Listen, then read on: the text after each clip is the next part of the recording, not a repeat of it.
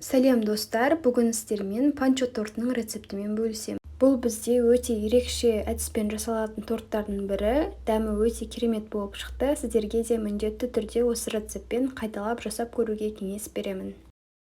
Бізге керекті құрамның мөлшерлерін мен описанияға жазып кеттім. Ыдысымызға алдымен 6 жұмыртқамыз жарып аламыз, және оның үстіне шым-шым тұз қосамыз, және қантты қосып жақсылап миксерлеп аламыз. Бұл кезде уақыттарыңызды аямаңыздар, себебі қазір біздің бисквитіміздің көтерілуі осыған байланысты. Көлемін 2 есе осылай ұлғайтады және ағарады. Осыға дейін миксерлейміз.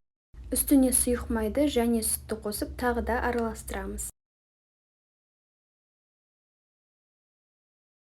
Құрғақ ингредиенттеріміз саламыз. Бұнда бізде ұн, қамыр қопыстырғыш және какао. Үшеуін өзара араластырып болғаннан кейін міндетті түрде електен өткіземіз. Құрғақ қоспаларымызды 3 бөле отыра саламыз.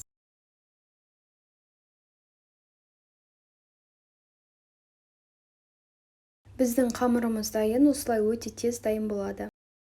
4 бұрышты противенге құямыз және үстін тегістеп жібереміз. 180 градуста 15-20 минут пісіреміз. Енді кремін дайындаймыз. Мен қазір қаймақты крем жасайтын боламын. Мұнда менде қаймақ және оған дәміне қарай қантты қосамыз. Екеуін жақсылап араластырып аламыз. Бізге қазір осындай кез келген ыдыс қажет болады. Бұған қазір біздің тортымызды жинайтын боламыз. Оның үсті жағына сәйкес кез келген бір тарелка, ыдыс тапсаңыздар болады. Мен осындай форманы қолданған болатынмын. 21 см шықты. Формамыздан оңай алыну үшін осындай үстін пищевой пленка не болмаса салафанмен орап қоямыз. Ыдысымның көлеміне қарай мен осылай 21 диаметр кесіп алдым. Сіздерде солай қанша диаметр болса, сіздердің ыдысыңыз сонша кесіп алсаңыздар болады. Ал енді дөңгелектен басқа барлығын кубик қылып турап шығамыз. Бисквитім өте дәмді және осылай көтеріліп жақсы шыққан екен. Енді тортымызды жинаймыз. Осылайынан әрбір кубикті біздің кремімізге матырып шығамыз. Ең соңында біздің домалақ бисквитімізді үстіне қоямыз. Үстін жақсылап пищевой пленкамен ораймыз және 1-2 сағатқа холодильникке жібереміз. Торт менде шамамен 3-4 сағаттай холодильникте тұрды. Сыртын өз қалауыңызша әсемдесеңіздер болады. Мен қазір Қазақстан шоколадын ерітіп себетін боламын.